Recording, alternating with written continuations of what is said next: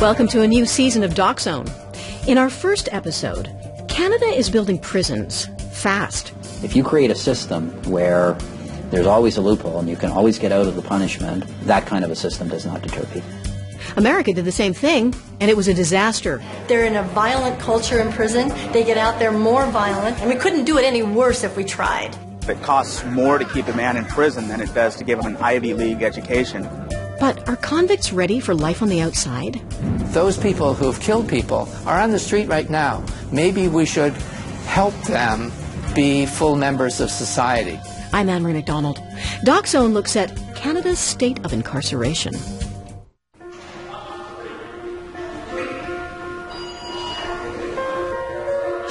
In Canada, we are spending millions of dollars building more prison cells and convicting more people than ever before. We will take action to keep our streets and communities safe, to stand up for victims, and to hold criminals accountable for their actions. But crime rates are at an all-time low. Is there a difference between being tough on crime and being smart on crime? Putting people in prison for long periods of time is not going to help keep the crime down. Canadians live just north of the world's largest criminal justice experiment. You need to be taking a lesson from the United States. We've been there and done that, and it didn't work real well for us. Americans are closing prisons. We're building more. I'm hearing questions like, didn't you guys learn from our mistakes? Why are you doing that? Canada is undergoing a criminal justice overhaul. Thousands more will be going to jail. Are we heading towards a state of incarceration?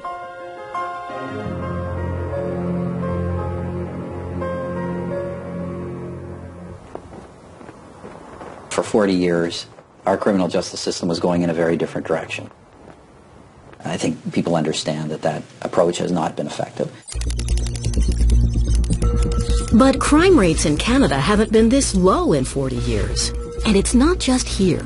Crime rates are down in the US and Europe, too. But for the Canadian government, that's not good enough.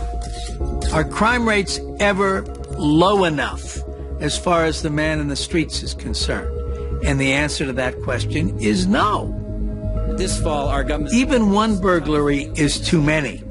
So that there is always a political opportunity to justify an expansion of imprisonment. Well, I think it's encouraging that we are seeing crime rates in decline. However, we do have a lot of work to do, and we were elected on a mandate to address some of those shortcomings. We do think it's very important that the criminal justice system send a strong message that those who engage in such behavior understand what the likelihood of punishment actually is.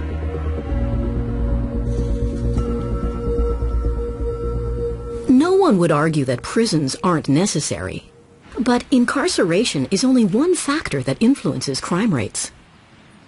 There are so many theories out there, and I think sometimes explaining the drop in crime is a little bit like talking about the weather. Anytime we think that we've explained it, we're going to be caught off guard as soon as it changes again. Crime rates have fallen 23% since the 1990s, especially violent crime. How come? Well, it's mainly because it's a lot harder to be a criminal. If you want to rob a bank, you'll think twice because your DNA will give you away. It's harder for you to steal a car because the security systems are so much better. Want to deal crack or heroin? Not as much of those drugs around anymore. And if you are part of that baby boomer population bulge, you're probably too old to be out committing crimes anyway.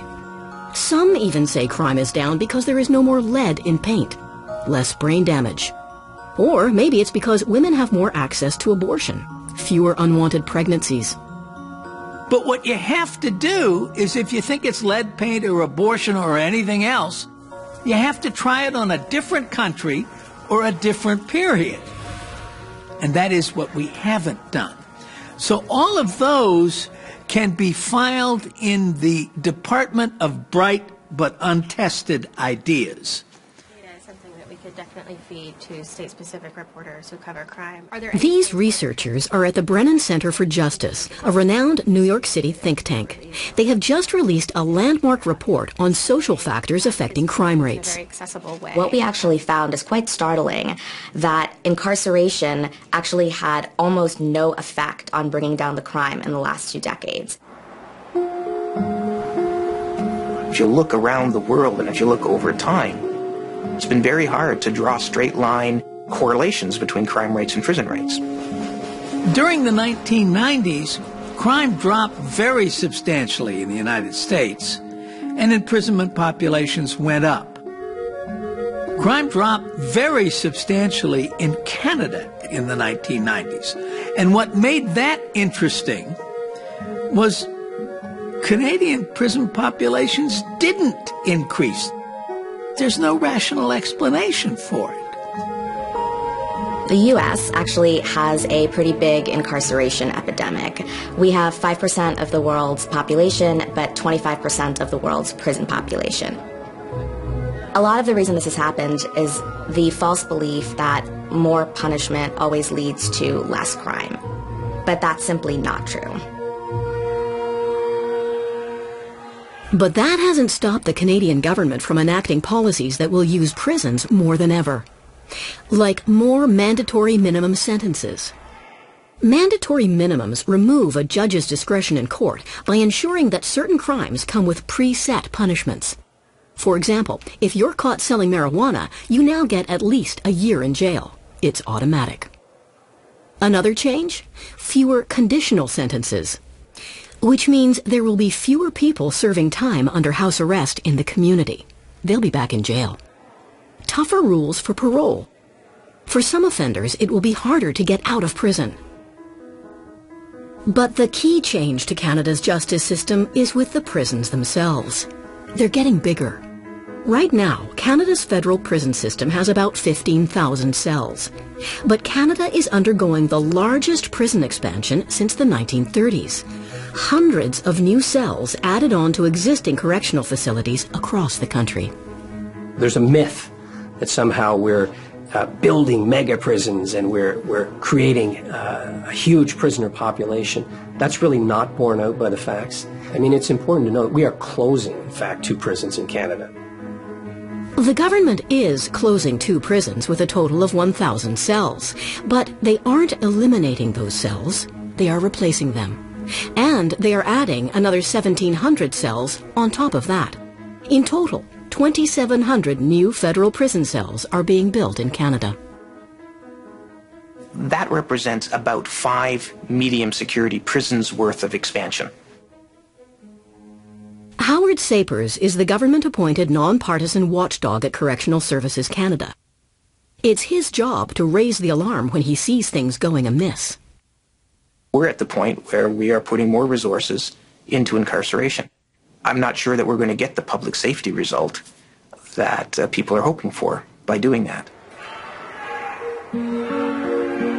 How much is all this expanded incarceration going to cost? No one is really sure. Parliament was never given sufficient budget numbers. Normally you would see, here's our estimate, we're adjusting our numbers. None of this financial information is in the department's report on plans and priorities. Parliament got nothing in the federal budget, so everything was buried. Kevin Page was the parliamentary budget officer. He was supposed to be privy to all financial figures coming out of the federal government. But he couldn't get proper estimates on how much those 2,700 prison cells were going to cost, or how much more money would be required to maintain and run them.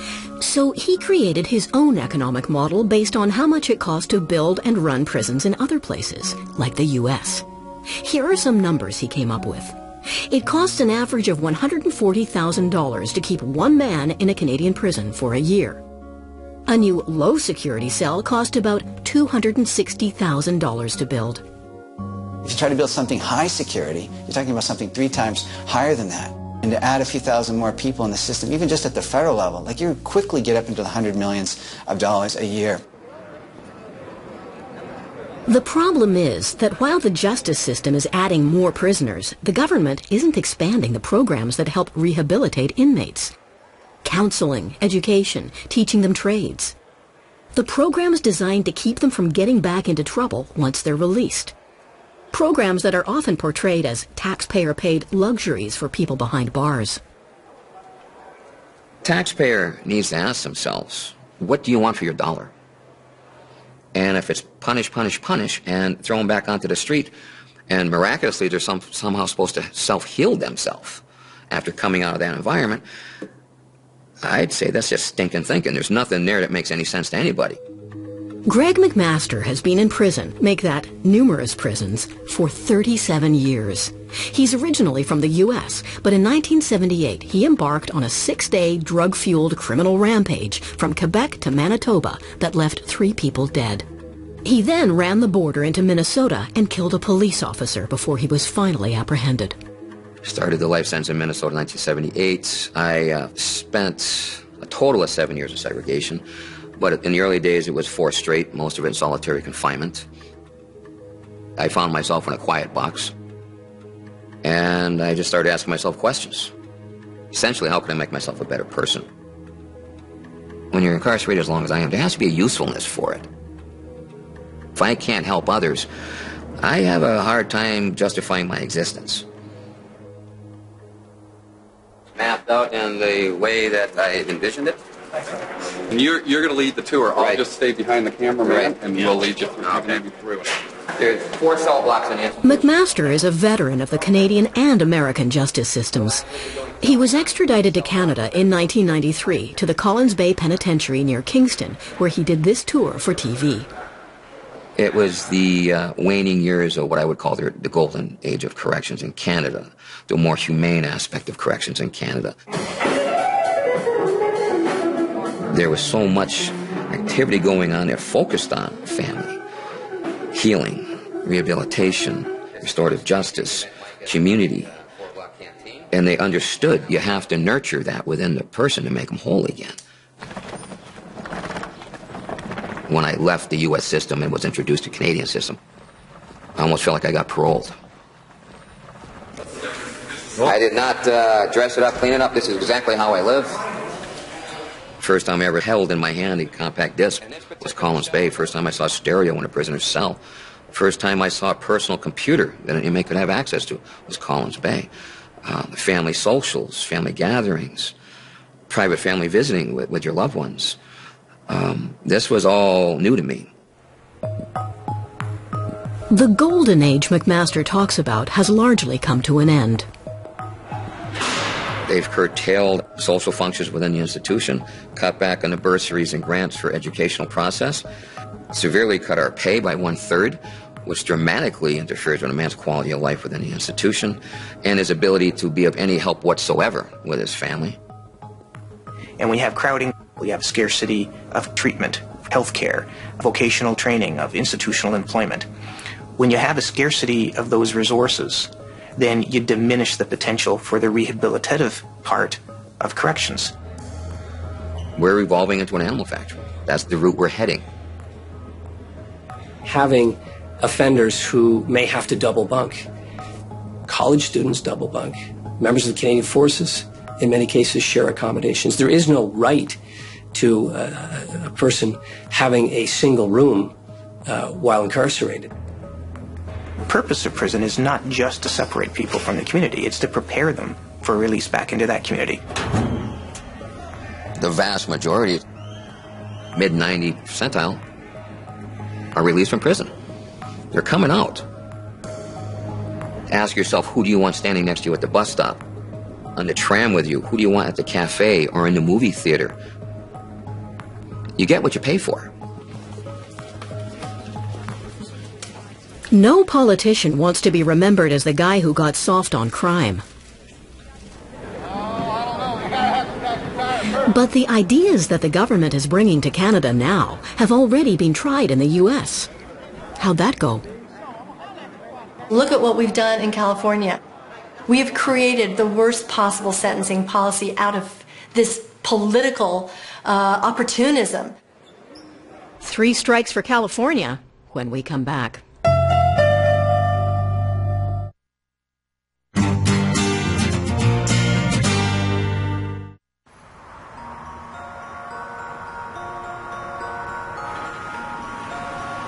California is home to sweeping mandatory minimum sentences, the kind of tool that Canada's justice system will now be using more often.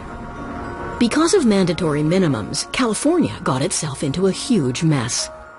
The inmate population here swelled up to 200% of what the state's correctional system could handle. It was a crisis that virtually bankrupted California, essentially because of one controversial version of mandatory minimums. 3 strikes. 3 strikes law. California's 3 strikes law was enacted at really the apex of crime in America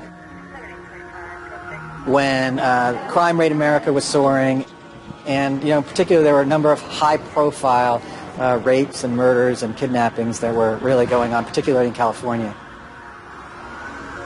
And in 1994, Californians passed the first 3 strikes law. Commit 3 felonies and you were in prison for the rest of your life in California. The theory was that high-rate offenders do most of America's street crime, and that there were only 2 things that we could do with those folks. We either lock them up, or we have to tolerate continued high rates of crime from them. That's the information that I'll add to for them to talk about. You're getting a lot of nonviolent people trapped into this system and sentenced to life in prison for extraordinarily low-level minor crimes. 3 strikers that will be paroling. There's so many stories of individuals walking into a video store, taking a CD or a video DVD and walking out, and that would be their 3rd crime. Shoplifting a pair of socks, simple drug possession, stealing a car radio, stealing food for their family, stealing bread from a soup kitchen. People are sentenced to life in prison for these crimes.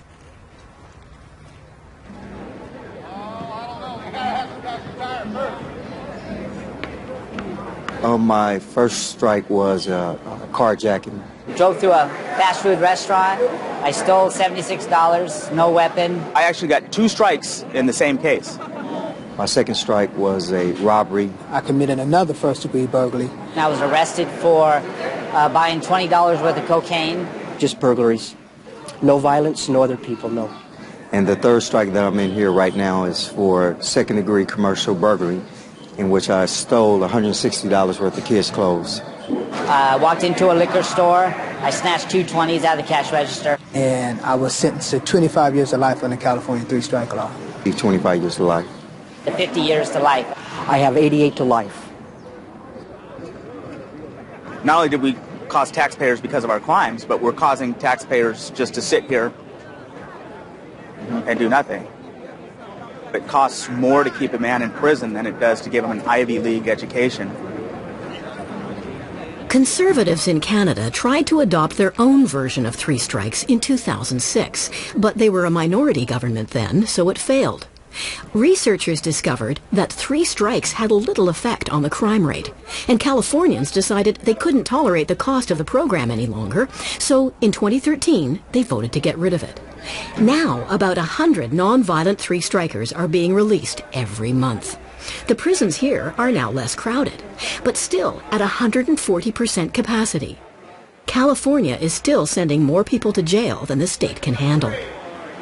The 3 strikes law really had a very profound effect on the crowding in California. Don Spector is an attorney at the Prison Law Office in Berkeley. He has taken on the California government over deplorable living conditions inside state prisons.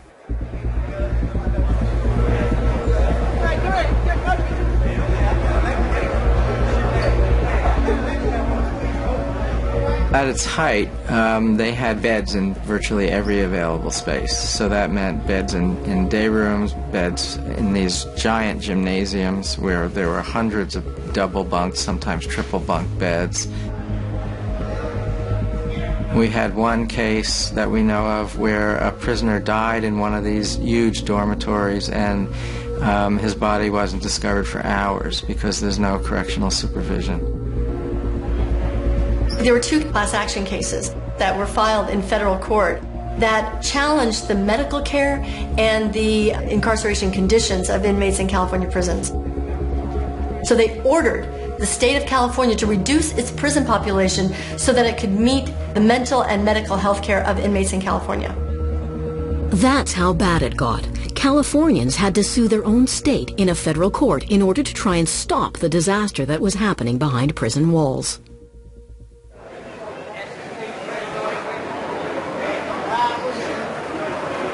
All right, I'm going to take you guys on in to a live San Quentin living quarter. I believe it's 4 by 12 by something. It's originally designed to be a single-man cell, but because of the prison overcrowding in California, they added this top bunk right here. Everything from the top up belongs to the top bunk. And as you can see, I have a locker here with papers, a television, book rack. Around the corner is a toilet. You can come in, disinfect it, and a rack for soap, cleaning supplies back there. It's kind of degrading, but it is what it is, you know, and you got to make the best out of a negative situation.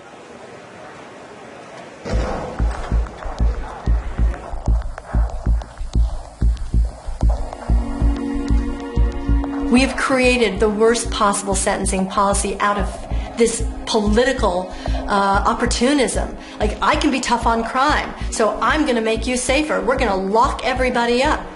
What have we created?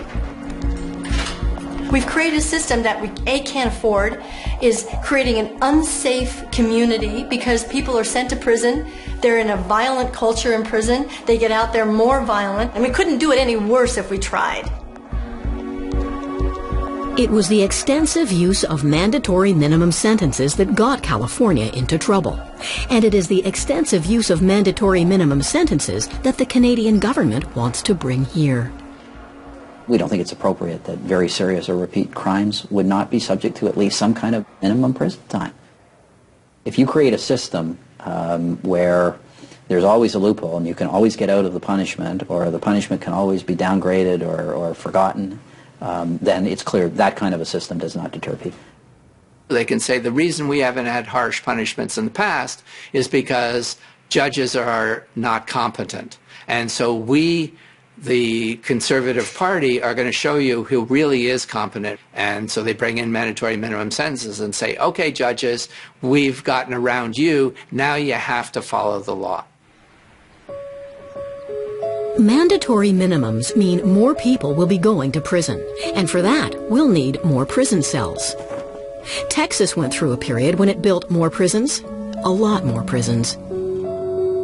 No state is tougher on crime than Texas. But when it comes to prisons, Texans are having second thoughts.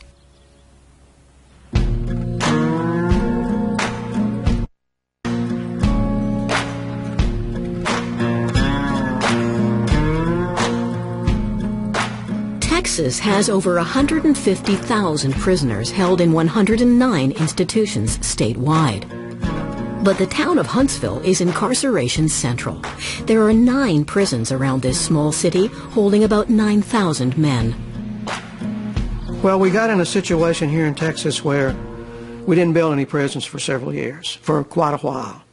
And, you know, the population of Texas was becoming bigger, so you had more crime, and the prison system just didn't have a place to put these people. The answer was to build more prisons, and we built a bunch of prisons over a short period of time, starting, I guess, in the late 80s and up through the mid-90s. They spread out all over Texas. At the start of the 90s, we had roughly 50,000 prison beds, and in the course of just several years, the legislature authorized building 100,000 new prison beds. It was the largest prison construction project the world has ever seen. We've been building all these prisons in Texas, a 6-fold increase, really, in our incarceration rate from the mid-70s to the mid-2000s, and we hadn't really seen a commensurate benefit in public safety. Nevertheless, in 2005, Texas was on the verge of building 3 new prisons to hold a projected 17,000 new inmates. That was going to cost more than $500 million.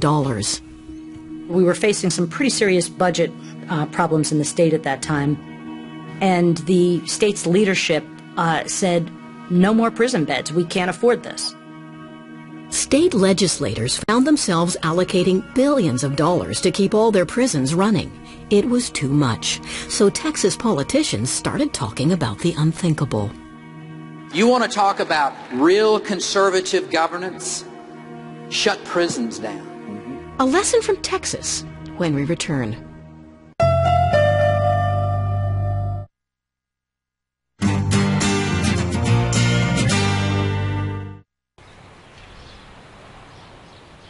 There are a lot of prisons in Texas. Some say too many. So state legislators undertook a massive study to see how they could make their justice system work more efficiently and cheaply.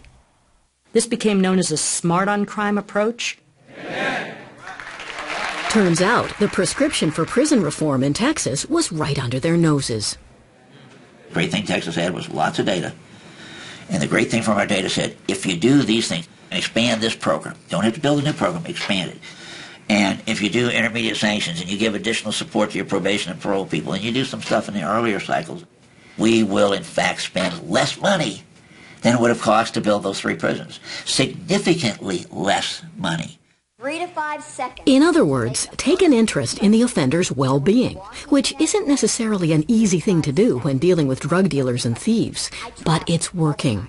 And over the past few years, Texas has actually been closing prisons, and the crime rate has been dropping.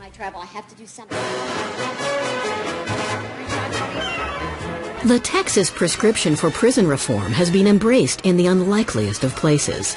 The tough-on-crime American conservative base. Here at the annual Conservative Political Action Conference, it's a hit. And the chief sales group of this new ideology that advocates letting prisoners go is a think tank called Right on Crime. We're able to appeal to the whole range of the conservative movement because it's obviously fiscally makes sense. It makes sense from public safety standpoint to have offenders go through things like drug courts and to be able to get a job after they get out of the system. And then also from the social conservative standpoint, the aspect of redemption, faith-based programs of mentoring. For Right on Crime, it comes down to essentially one thing. Prisons and prisoners cost too much. If saving government money means a kinder, gentler approach for low-level nonviolent offenders, then so be it. That message is resonating, and Right on Crime boasts some high-profile signatories to boost its conservative bona fides, including Rick Perry, the Texas governor who signed more execution warrants than any other politician in the country. You want to talk about real conservative governance? Shut prisons down. Save that money. We're not a soft on crime state. I hope we get the reputation of being a smart on crime state. Right. One of the things that the research clearly shows is that the public wants us to have results. They don't care whether they serve 30 months or 24 months. It's the results you get from the incarceration that they have. And the ideal results? Ex-cons staying out of prison. Texans want them to return to society ready to work and contribute. For that, there needs to be effective rehabilitation, like the Prisoner Entrepreneurship Program. We have protection over each and every one of our families.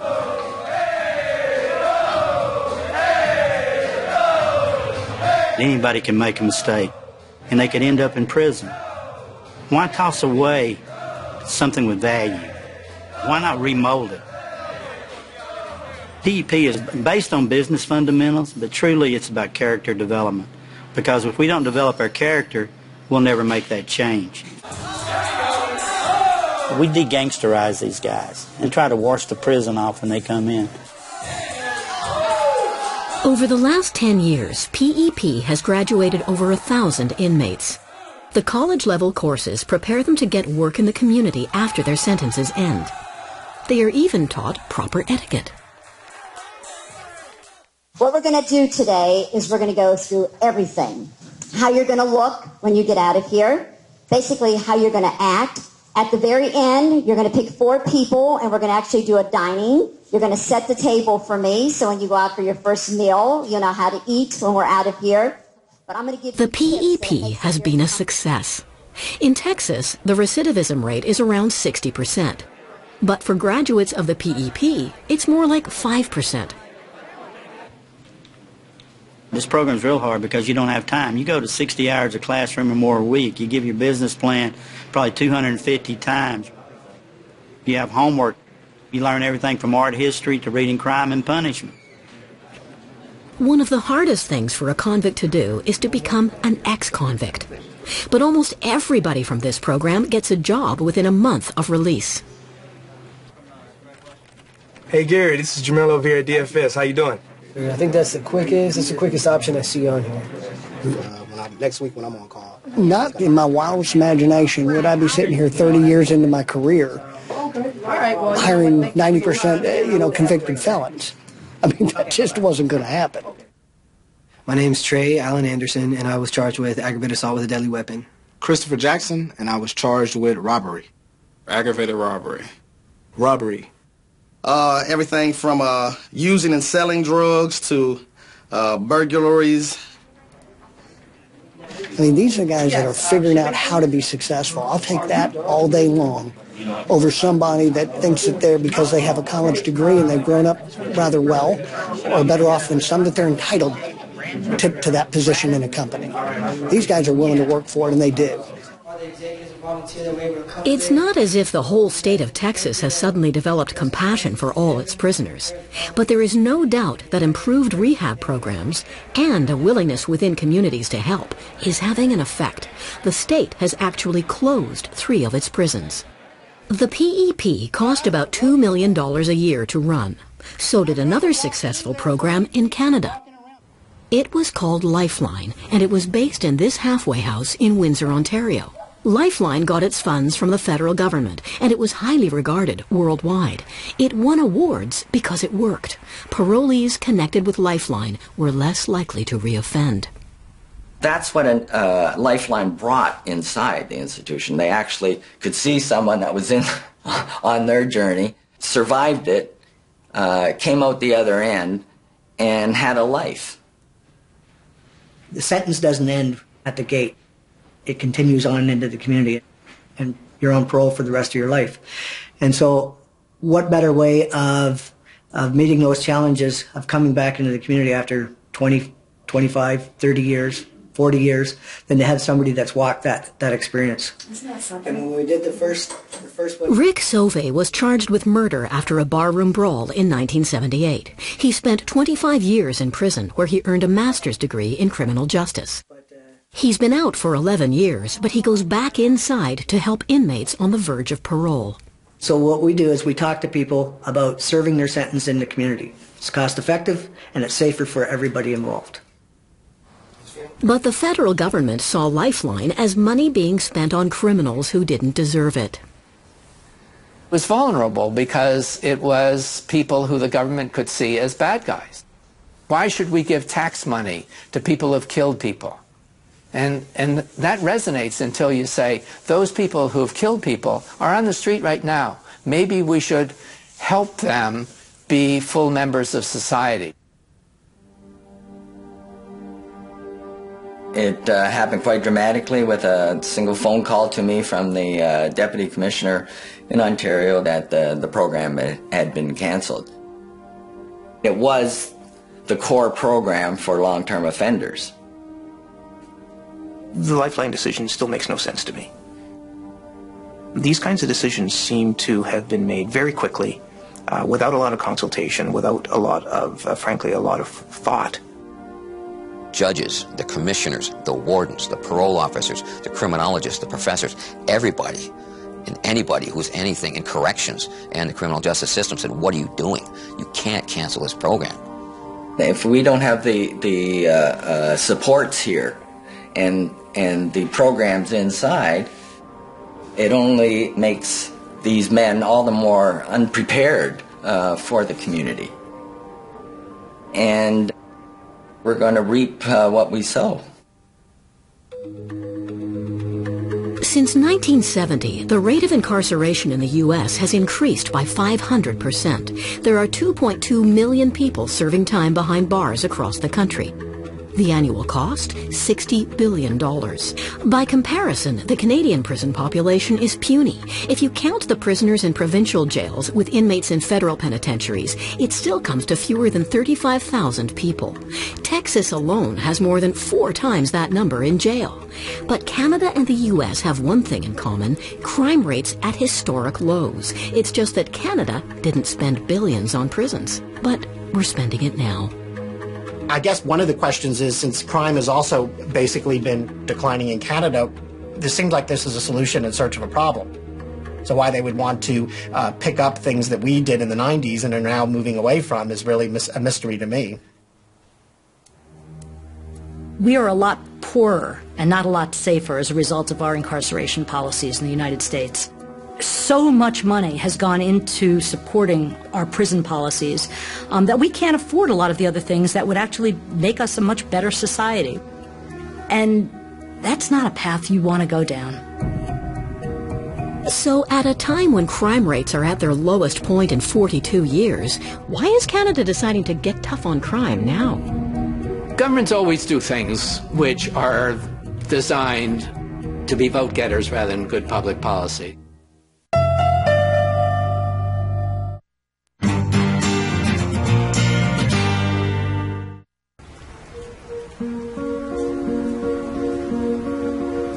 The Canadian government has packaged its tough-on-crime legislation as a series of new laws that are supposed to protect us and fix a broken justice system. The Truth in Sentencing Act, the Safe Streets and Communities Act, the Tougher Penalties for Child Predators Act. Today we are here to announce that our government has just tabled legislation to deal with the horrible crime of cyberbullying. We do have a lot of work to do in the criminal justice system. It's been a priority for our government. We've tabled some 40 bills with respect to criminal justice legislation. It's a big, aggressive move, but it's too big and too aggressive for some, including the Supreme Court. It has already rejected some of the new tough-on-crime laws. But the government is moving ahead undaunted, careful to balance its desire for extensive punishment with laws designed to fit nicely with the public's perception. Supporting victims has been a primary goal of this government, and protecting the public is at the very core of every government, certainly the constitutional responsibility of any government. We are looking at the competition between victims and offenders as it's a zero-sum game. If you saw off the foot of a criminal offender, that doesn't help crime victims at all. That just means that the criminal offender has one less foot.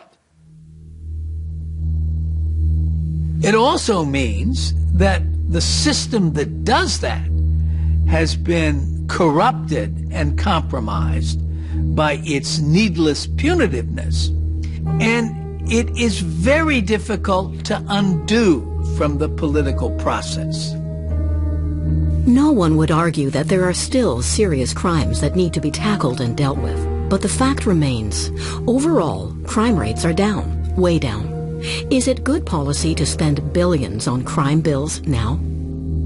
This is political policy. It's not crime policy. New legislation to protect. Governments always do things which are designed to be vote-getters rather than good public policy. And what this government has done is to do nothing or almost nothing, which is a good policy for the criminal justice system. The government's critics say they are puzzled. Considering what has happened in the U.S., how did Canada come up with its tough-on-crime agenda? We did an extensive cross-country consultation with all kinds of stakeholders from across the spectrum, from victims groups and advocates, victims themselves, police, prosecutors, lawyers, judges. There were no federal provincial meetings, and there was no discussion with municipalities, so there was none of that. You know, at one point I went up to talk about what they refer to as the Truth in Sentencing bill. This bill provides, unfortunately, evidence of an unwillingness to look at... And we pointed out that there was just a problem with the way in which they were legislating. And one of the conservatives came up to me and said, you know, Tony, I know you're right. And I said, so you're going to change it? And he laughed. And he said, of course not, because our constituents like it the way it is. And I said, you know, but you're telling me that you understand that I'm right and the bill is wrong. And he laughed. If you want to rig the system, you propose things, you say things like, you know, the tough on crime agenda, there's no cost to it, or you won't provide the cost, but you don't give them any information to hold you to account. Obviously, to me, it looks like ideology first, delivering to the base, and just hoping that these seeds that you're planting that could potentially be very expensive don't materialize while you're in office. Just kick the can down the road for future finance ministers to deal with these costs. We're seeing some approaches which are really about people's bias about what they believe the system should look like, as opposed to what we've learned about how the system works. Next week on DocZone. Come on.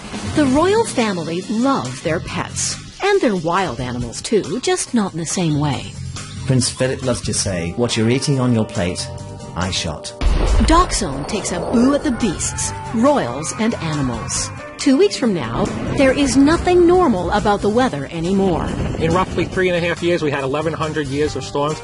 There's a problem. It's routinely out of whack. Billion-dollar droughts, trillion-dollar floods, not to mention the human cost for climate refugees. Weather gone wild. And then, Halloween calls for a revisit of superstitious minds. We call it in psychology the illusion of control. It's very difficult to separate magic from superstition from religion. From rabbit's feet to feng shui. We're buying in like never before. This stuff works. You can always see our documentaries at cbc.ca/DocZone. I'm Anne-Marie McDonald. Thanks for watching. On the next Canada's Smartest Person, 4 new challengers kick it up a notch on a brand new hour of smart. It's family fun you don't want to miss. An all-new Canada's Smartest Person, Sunday at 8 on CBC. Brought to you in part by Subway Restaurants. No confession, no supporting forensics, and a weak motive, and the police seriously think they have the case. A daughter's murder and a new lead. Losing the case, not an option. We need a body, that's what we need. Janet King, Sunday at 9 on CBC. All new Murdoch. Oh, God, I didn't know. The Missy said you wanted to talk to me. She's worried. As am I. There are 2 laws now. The law that I once upheld and the law of the jungle. Murdoch Mysteries, Monday at 8 on CBC.